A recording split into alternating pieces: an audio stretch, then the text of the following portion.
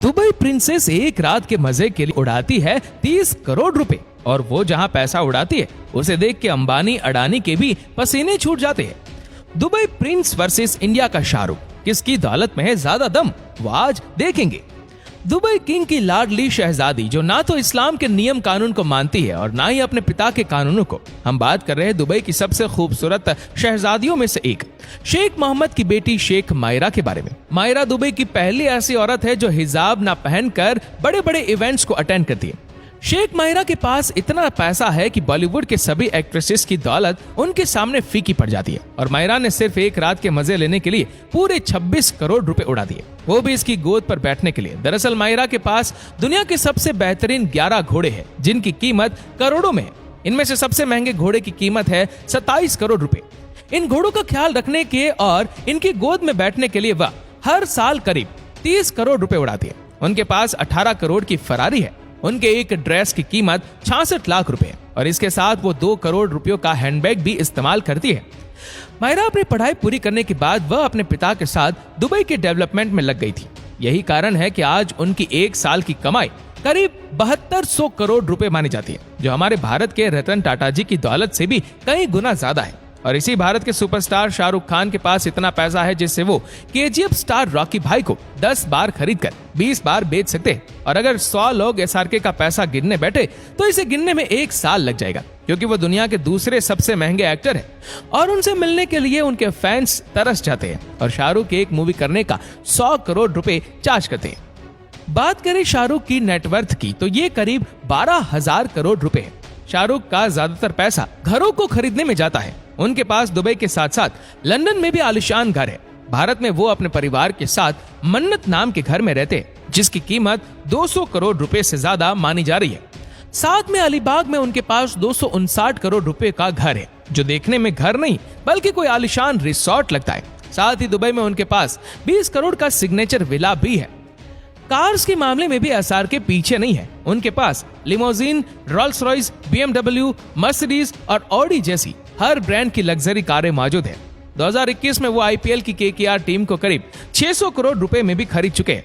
जब बात पैसे की आती है तो दुबई प्रिंस के सामने कोई नहीं टकता। उनके पास एक से बढ़कर एक लग्जरी कार है, जिसमें मर्सिडीज बेंज, बुगाटी वेरन और सोने की परत चढ़ी रोल्स रॉयस घोस्ट भी है। इनकी कार्स की कीमत 50 से 100 करोड़ होती है। यहाँ तक कि उनके घर की टॉयलेट सीट भी सोने की होती है। इनके पास इतना ज्यादा पैसा है कि अगर 200 लोग भी इसे गिनने बैठते हैं तो उन्हें 1 साल लग जाएगा और इनकी दौलत के सामने बड़े बड़े सुपरस्टार्स भी फीके नजर आएंगे। उनके पास एक 6000 करोड़ का लग्जरी यॉट भी है, जिसमें हर वो सुविधा है जो किसी 7 स्टार होटल्स में होती है। और शेख हमदान इसे सिर्फ 48 से 50 लोगों की पार्टी के लिए इस्तेमाल करते हैं। शेख हमदान सिर्फ पैसा उड़ाना नहीं जानते, बल्कि वो बहुत दान भी करते हैं। जब उनके घर किसी की शादी होती है तो 70 से 80 करोड़ रुपए तो ऐसे ही उड़ा दिए जाते हैं और दुनिया के बड़े बड़े बिजनेसमैन को इनवाइट किया जाता है।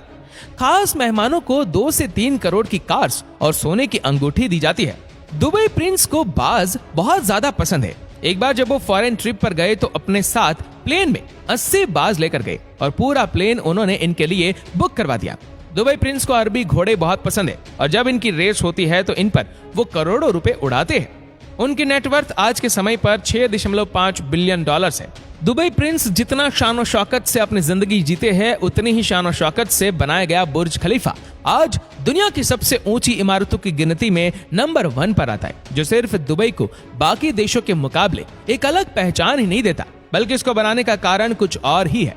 दरअसल 1990 से 2000 के बीच इस समय में दुबई अपने देश के डेवलपमेंट के लिए सिर्फ और सिर्फ पेट्रोकेमिकल्स और फिश एक्सपोर्ट्स के ऊपर ही निर्भर था, जिसकी वजह से वो अमेरिका, चाइना और रशिया जैसे देशों के मुकाबले बहुत ही पीछे था।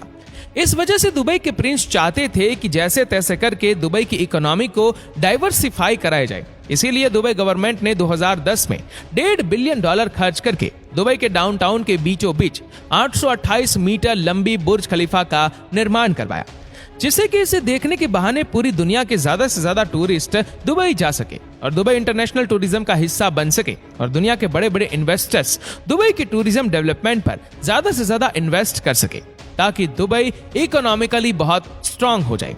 इसी दौरान 2010 से लेकर आज की तारीख में अगर देखा जाए तो दुबई अपना मकसद पूरा करने में पूरी तरह कामयाब रहा। आज बुर्ज खलीफा का नाम दुनिया के हर कोने में गूंजता है।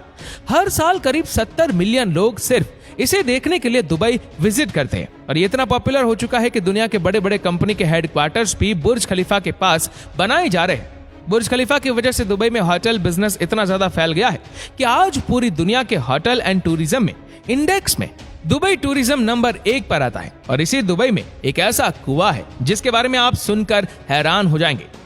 आमतौर पर जब हम किसी कुएं से पानी निकालते हैं तो उसका पानी धीरे धीरे खत्म होता है, पर सऊदी अरब के मक्का शहर के कुएं से जब जमजम का पानी निकलता है तो इसमें कुछ ऐसा चमत्कार होता है कि ये कभी खत्म नहीं होता, चाहे फिर इससे कितना ही पानी क्यों निकाल लिया जाए। ये पानी इस्लाम धर्म के लोगों के लिए किसी अमृत से कम नहीं।